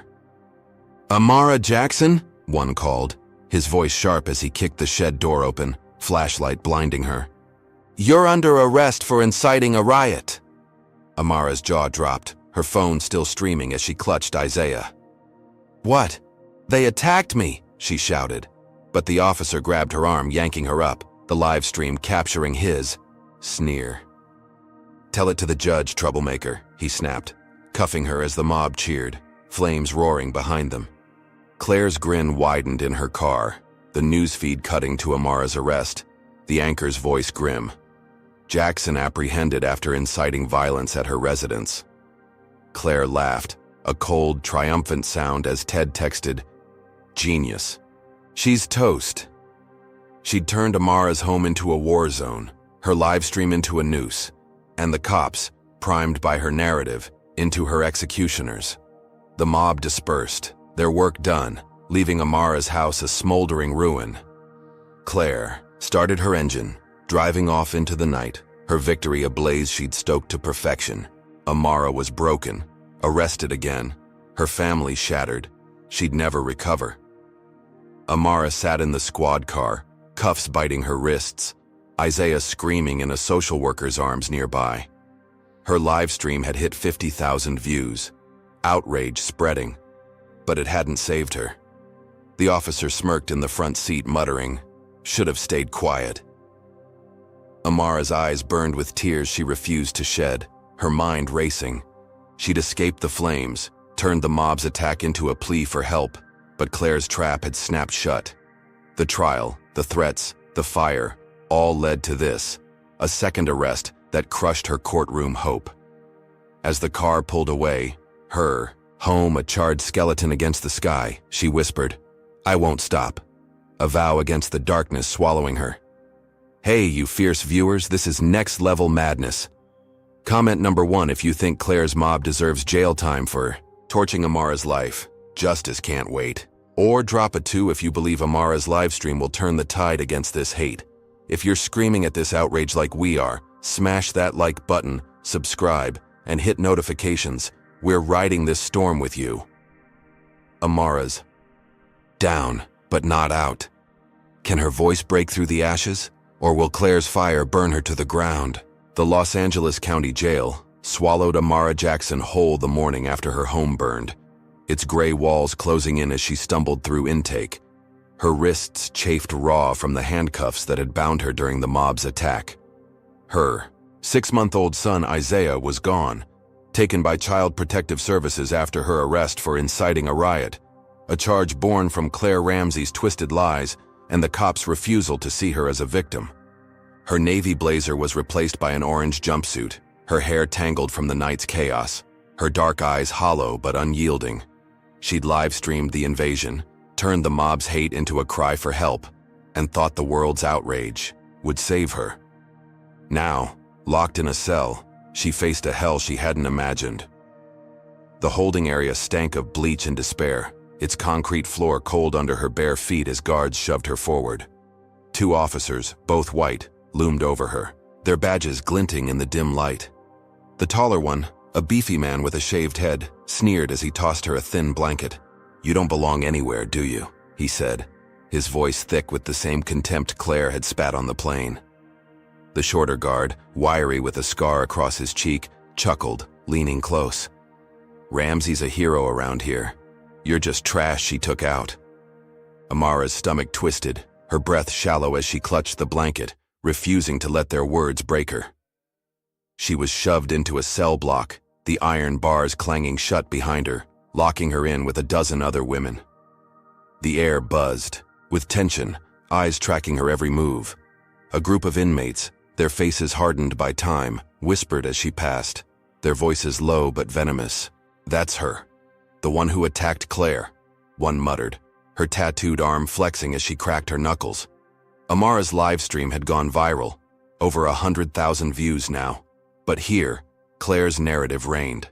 The guards had spread it, their bias a spark that lit the cell block's fuse.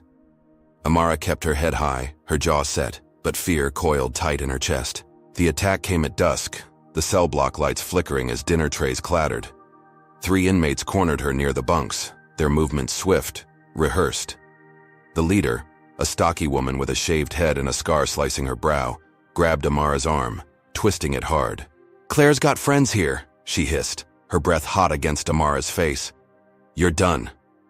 A second woman, lanky with matted hair, swung a fist, catching Amara's jaw with a crack that sent her reeling.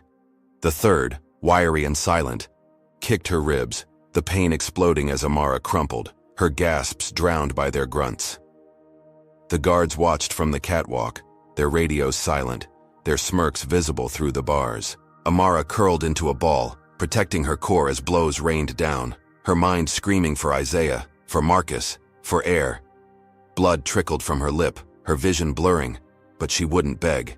She'd survived the slap, the mob, the fire. This wouldn't break her either. The leader raised a shank, a jagged metal shard glinting in the dim light, but a shout stopped her. "Enough!" Tara, a wiry black inmate with gray streaks in her braids, shoved through, her eyes blazing. "Back off, she ain't your enemy." The attackers hesitated, Tara's presence a shield, and slunk away, muttering curses as the guards finally barked. "Break it up!" Tara helped Amara up, her grip firm but gentle, her voice low. "I saw your live stream. You're not what they say." Amara wiped blood from her mouth, her ribs throbbing, and nodded, gratitude swelling despite the pain. "Thank you," she rasped, leaning against the bunk as Tara handed her a rag. "They're Claire's dogs. Guards egged them on." Amara's eyes narrowed, her mind sharpening through the haze. Tara was an ally, a crack in this prison's wall. She'd fight from here somehow. She whispered, "I need to get word." "Out," and Tara grinned, slipping her a pencil stub. "Write it, I'll smuggle it." Outside, Marcus waged war. He stormed Horizon Airlines HQ, his 6'4" frame a thundercloud as he slammed files on his desk, his deep voice barking orders to Evelyn over the phone. "She's in jail again. CPS took Isaiah. Find that footage. Now!" Evelyn's reply crackled. "Working on it. Courthouse glitch wasn't random. Claire's union's dirty. I've got a lead." Marcus paced, his hands trembling as he dialed Keisha, who'd fled with Isaiah to a safe house. "He's okay," she said, her voice tight, "but they're hunting us." Marcus's jaw clenched, his rage a furnace. Claire had turned his family into prey and he'd burn her world to ash for it. In her motel room, Claire gloated, the TV replaying Amara's arrest, her reinstatement now official. She lounged on the bed, her blonde hair loose, her eyes gleaming as Ted called. "You're back tomorrow. Union's got Grayson locked. She's facing years." Claire laughed, a sharp, victorious sound. "Good. She's where she belongs." But then Ted's tone shifted. "Her live stream's at 200,000 views. People are pissed." Claire's smirk faltered, her fingers tightening on the phone. She refreshed X. Amara's plea from the shed was trending, cracks forming in her narrative. She texted a guard contact. "Plant drugs on her. Life sentence. Now." Amara scribbled a note in the cell, her pencil shaking as Tara hovered, watching for guards. "Marcus, I'm alive. Claire's got the jail rigged. Attacks. Drugs next. Get me out," she wrote, folding it tight. Tara slipped it into her sock, her nod firm. "I'll get it to the gate. Hang on." Amara leaned back, her body bruised, her spirit battered but unbroken. The live stream had sparked hope, Tara's help a lifeline. She'd thought the mob was Claire's final blow, that her arrest was the end. Now, locked in this hell, she saw the depth of Claire's hate, a machine grinding her down piece by piece. The cell block quieted, the night stretching long as Amara lay on her bunk, pain pulsing through her ribs. The guards' footsteps echoed, their whispers carrying Claire's name like a prayer. Tara returned, her face grim. "It's out. Your man'll get it." Amara exhaled, a flicker of relief amid the nightmare. But then the tall guard appeared, his shaved head gleaming as he tossed a baggie of white powder onto her bunk. "Found this on you," he sneered, his radio crackling as he called it in. "Drug possession. Add it to her sheet." Amara's eyes widened, her voice rising. "That's not mine," he laughed, slamming the cell door. "Prove it, princess."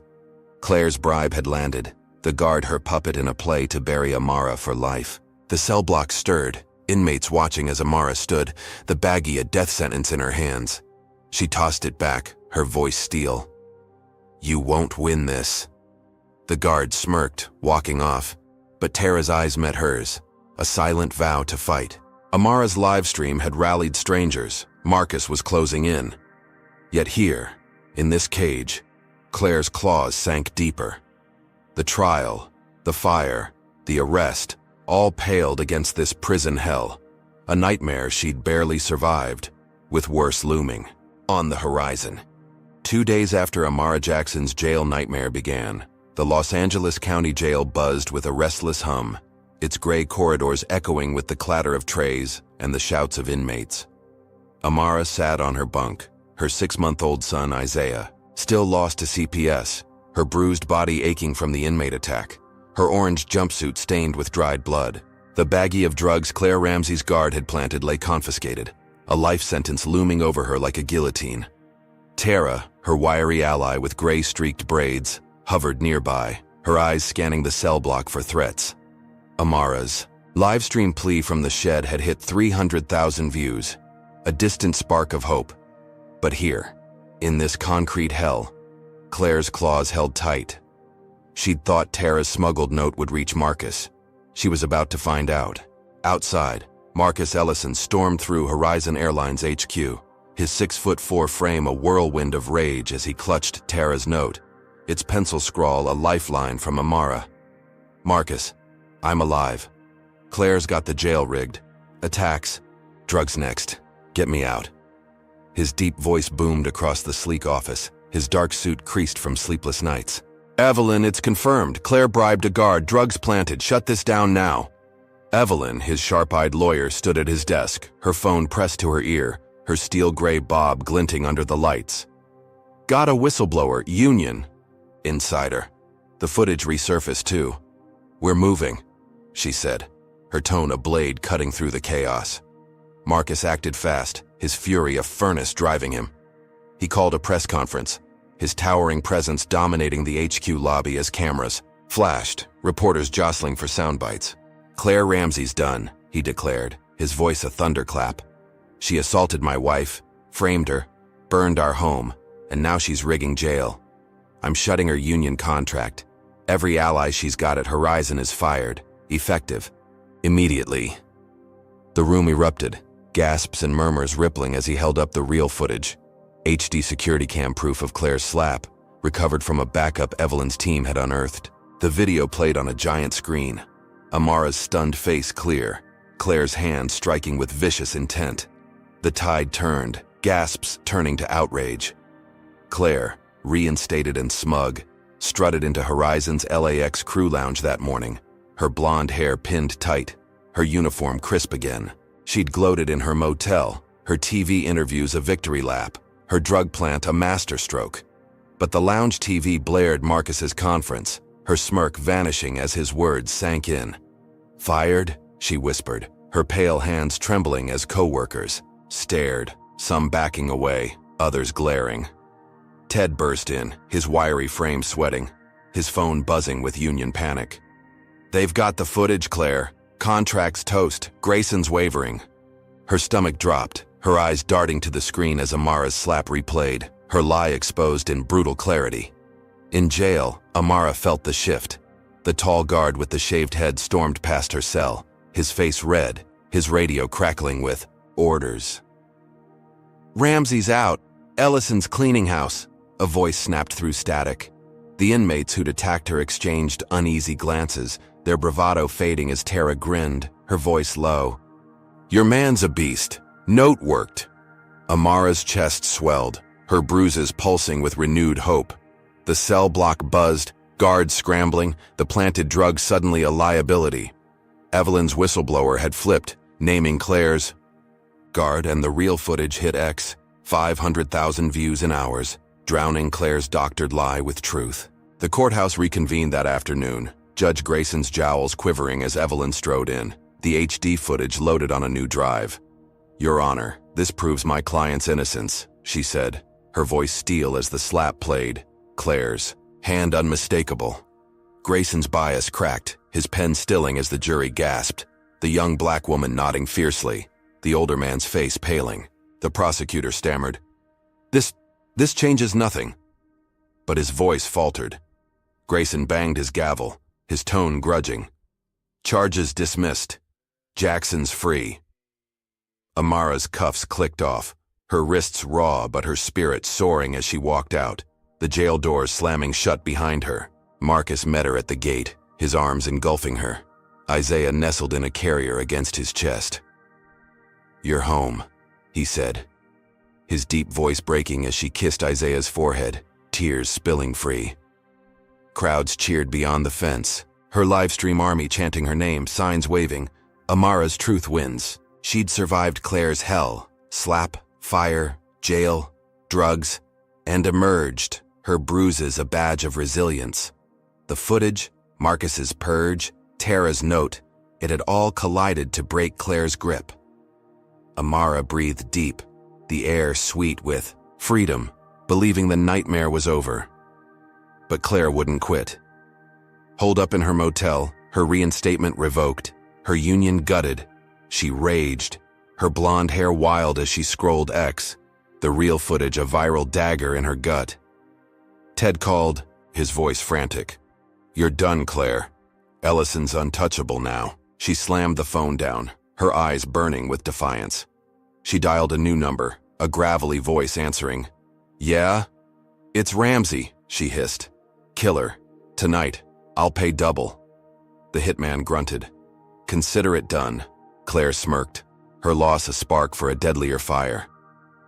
Amara's release wasn't the end. It was her next target. That night, Amara stood in a hotel room Marcus had secured, their burned home a memory they couldn't face. Isaiah slept in a Sati crib, his tiny breaths calming her as she showered, washing jail's filth away. Marcus paced the hall, his phone buzzing with Evelyn's updates. "Claire's broke, union's dissolved, she's got nothing left." He exhaled, joining Amara, his hand brushing her shoulder. "We won," he said, his voice soft. She nodded, her wet hair dripping, relief washing over her like the water. The trial, the mob, the cell, all faded under this fragile peace. Then it happened. A blast rocked the parking lot, the hotel window shattering as Amara's car exploded, flames licking the night sky. She screamed, diving for Isaiah as Marcus yanked them behind the bed, glass raining around them. The hitman, a shadow in a black jacket, slipped away, his silenced pistol still warm from a warning shot through the windshield. Amara's heart pounded, her victory torched in an instant. Claire's voice echoed in her mind, her motel rant, her unyielding hate. The jail had been a cage. This was a death sentence. Marcus grabbed his phone, dialing 911 as smoke curled. Through the room, his voice a roar. "Explosion outside, get here now!" Amara clutched Isaiah, her bruises flaring as she crawled to the door, the heat seeping in. The cheers from her release faded, replaced by sirens wailing in the distance. Claire had lost everything, job, union, trial. But she'd struck back, her hitman a phantom turning Amara's freedom into ash. The hotel shook, guests screaming in the halls, and Amara's eyes met Marcus's, her voice a whisper. "She won't stop." He nodded, his jaw set, knowing the war wasn't over.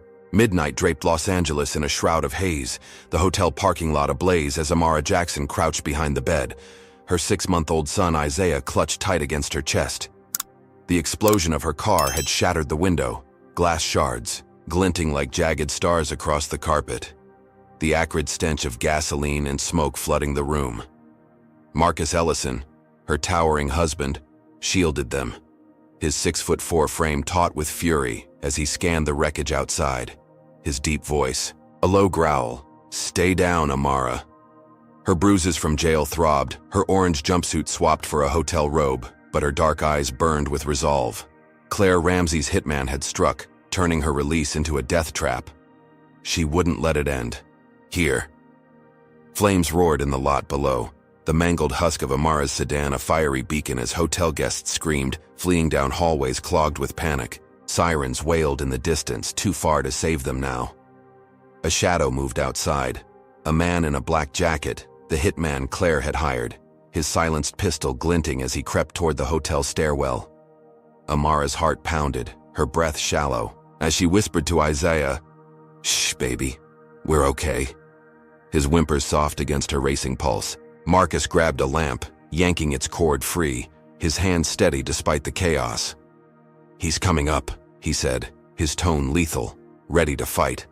Amara's mind raced, survival instincts kicking in. She'd escaped jail, the mob, the fire. This was her stand. She spotted the neighbor's shed key on the dresser, a relic from their burned home she'd kept in her bag. "The shed," she hissed, pointing to the window facing the lot's edge, where a maintenance shed stood 50 feet away, a slim refuge. Marcus nodded, his jaw set, and smashed the remaining glass with the lamp base, clearing a path. "Go.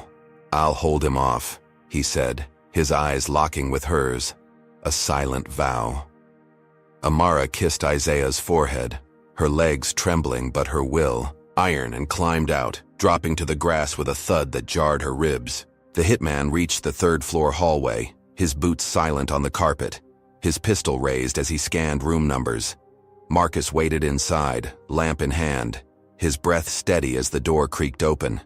The hitman stepped in, eyes narrowing, and Marcus swung, the heavy base cracking against the man's skull with a sickening crunch. The gun clattered, firing a muted shot into the wall as the hitman staggered, blood trickling from his temple. Marcus lunged, tackling him, his fists pounding as the man fought back, a knife flashing from his sleeve, slicing Marcus's arm with a wet rip. Amara stumbled across the lot, Isaiah's weight slowing her as flames cast wild shadows around her. The hitman's grunts echoed from above, Marcus's roar a lifeline she clung to.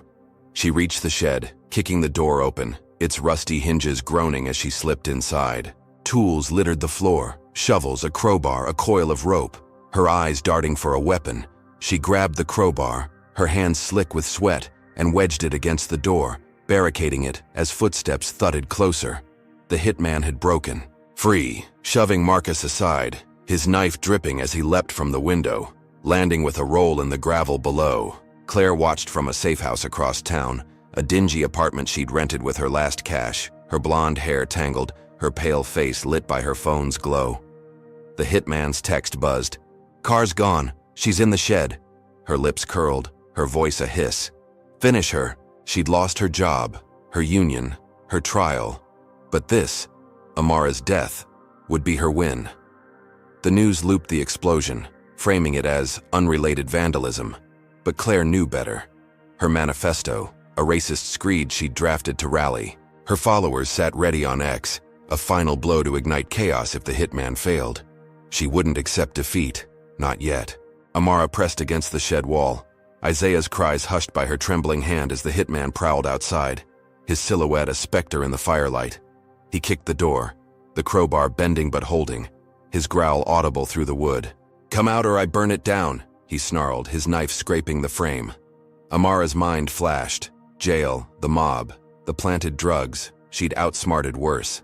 She grabbed the rope, looping it around a ceiling beam, and tied a slipknot, her hands swift despite the fear. She set Isaiah in a corner, whispering, "Stay, baby," and climbed, perching above the door as the hitman kicked again. The crowbar, snapping. The door burst open, the hitman lunging in, his pistol sweeping the dark. Amara dropped, the rope snapping tight around his neck as she yanked, her weight pulling him off balance. He choked, flailing, the gun firing wild into the ceiling. As she swung the crowbar, cracking his wrist with a bone-shattering thud. The pistol fell, skittering across the floor, and she kicked it away, her breath ragged as he clawed at the rope. Marcus staggered into the lot, blood dripping from his arm, and roared, "Amara!" He charged the shed, tackling the hitman as the rope loosened, his fists pounding until the man went limp, unconscious in the dirt. Amara grabbed Isaiah, her knees buckling as Marcus dragged the hitman clear, binding his hands with the rope. Sirens screamed closer, red and blue lights flashing as cops swarmed the lot, their shouts cutting through the smoke. "Hands up!" an officer barked, but Marcus stood firm, his voice steady. "He attacked us, hired by Claire Ramsey. Check him." The hitman groaned, his jacket pocket spilling a burner phone with Claire's number glowing on the screen. Amara's livestream from jail had hit 1 million views, her shed plea trending, and now this, captured live by a guest's phone from a hotel window, the chase going viral at 200,000 views in minutes. Claire's safe house TV blared. The update, her smirk vanishing as the anchor reported. Suspect apprehended in hotel explosion, linked to Claire Ramsey. She raged, hurling her phone at the wall, its screen shattering as her manifesto uploaded, a desperate screed. "Amara Jackson's a plague, rise up, take her down." It hit X, igniting racist replies.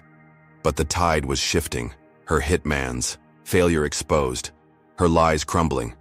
She grabbed a bag, fleeing into the night, her vengeance a wildfire she couldn't control. Amara had survived, turned her trap into triumph, but Claire's parting shot promised more. Amara sank to the grass, Isaiah safe in her arms, Marcus's bloodied hand on her shoulder as cops secured the hitman. Her live stream's echo pulsed online, comments flooding. "She's a warrior. Claire's done." The hotel burned behind them, guests safe but shaken, the lot a war zone of twisted metal and ash.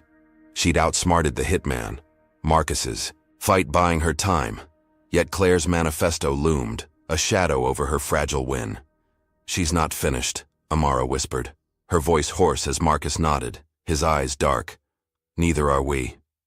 1 week after the hotel explosion, Amara Jackson stood in a sleek Los Angeles news studio, her 6-month-old son Isaiah cradled in her arms, his soft coos a quiet anchor amid the storm she'd weathered. The studio lights blazed, casting her, bruised but unbowed figure against a backdrop of Horizon Airlines logo, a symbol she'd once tied to Marcus alone. Her dark hair was pulled back, her navy dress crisp, her eyes fierce as she faced a swarm of reporters, their cameras rolling, microphones thrust forward. Marcus Ellison, her towering husband, stood beside her, his 6'4" frame steady, his arm bandaged from the hitman's knife. The world watched, her live streams from the shed and jail now at 5 million views. Claire Ramsey's manifesto, a viral stain they'd come to erase. She'd survived slap, fire, jail, assassination, but this was her reckoning. The press conference buzzed, a week of chaos distilled into this moment. Claire's hitman sat in custody, his burner phone linking her to the attack, her safe house raided hours after she'd fled. Amara's voice cut through the hum, steady and raw. "Claire Ramsey tried to destroy me," she said, her gaze piercing. "The lenses.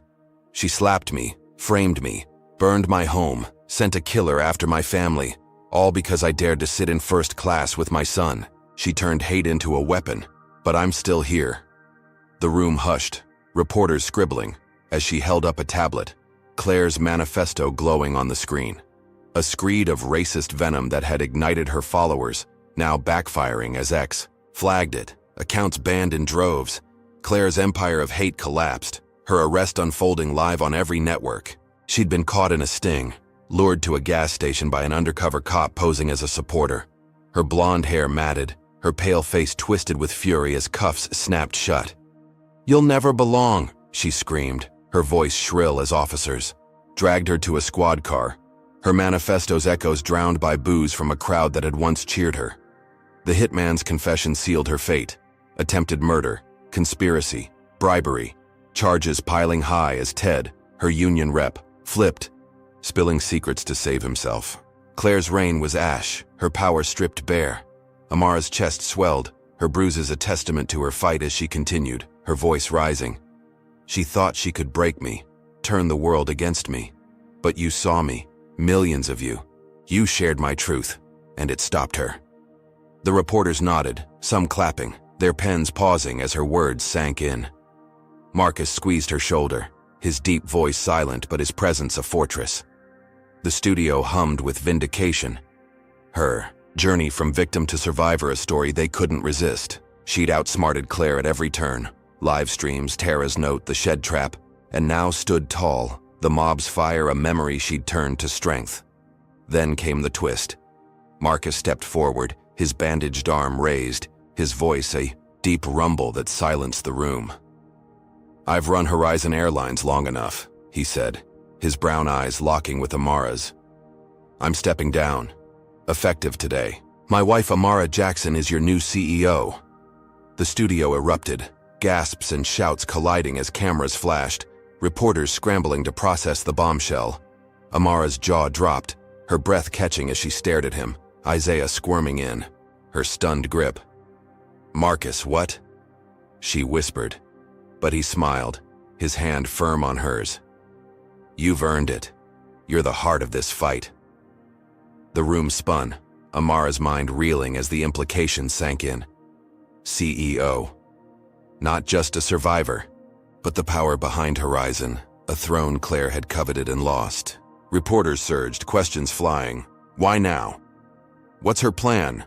But Marcus waved them off, his voice steady. She's faced hell and won. No one's better to lead. Amara's eyes welled, her battered body trembling with a mix of shock and pride. She'd fought for her life, her son, her truth. Now she held the reins, flipping the script on every racist who doubted her. Claire most of all. Claire's jail cell TV blared the broadcast, her scream a raw howl as she lunged at the screen, guards pinning her back. "No, she can't have it." Her voice cracked, her pale hands clawing air as Amara's face filled the frame, CEO in bold letters beneath. The reversal was absolute. Claire, the tyrant of first class, now caged. Amara, the slapped mother, now ruling the airline Claire had weaponized against her.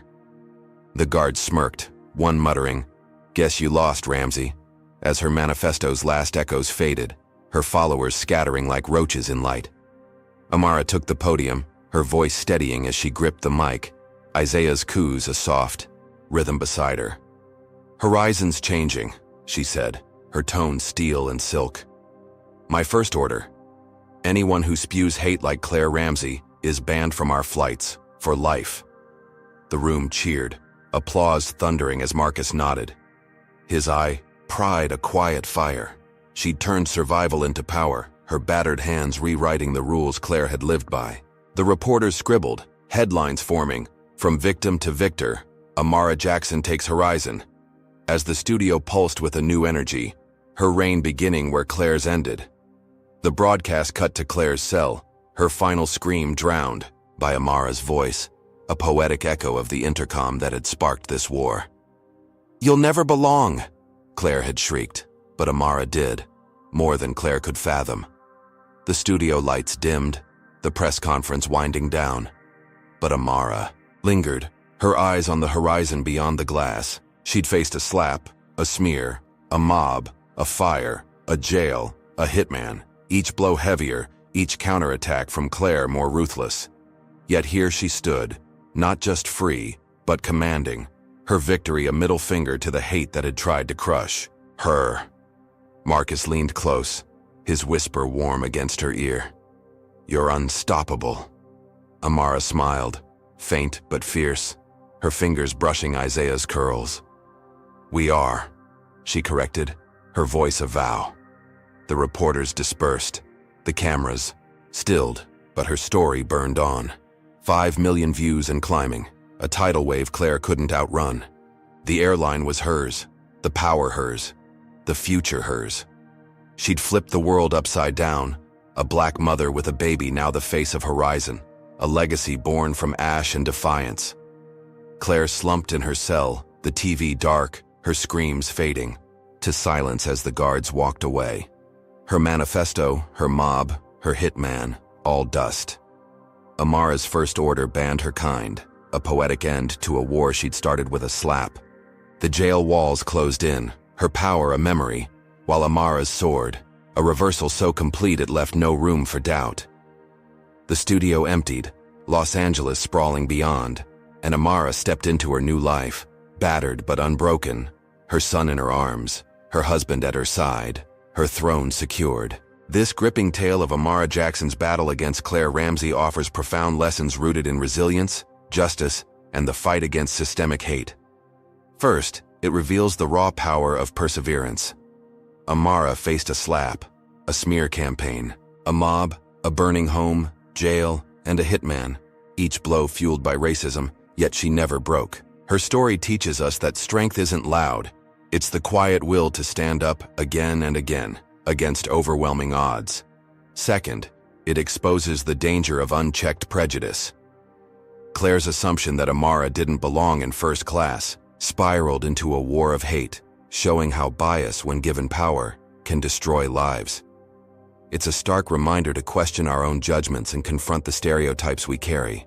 Third, the tale underscores the might of collective action.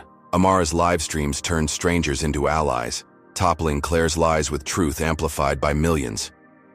It proves that voices united can shift narratives and dismantle injustice. Finally, the shocking twist, Amara's rise to CEO, teaches that victory isn't just survival, it's rewriting the rules.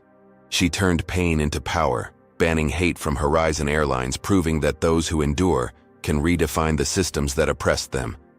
This isn't just a story, it's a call to recognize our own agency in fighting wrong. So what's the takeaway? Stand firm, speak out, and challenge hate, because even one voice can spark a revolution. What do you think? Could you face what Amara did and come out stronger? Drop your thoughts in the comments, hit like if this moved you, subscribe for more tales of grit, and share to spread the fight against racism. Thanks for joining us on this wild ride. Here's to courage, justice, and a world where every seat belongs to everyone.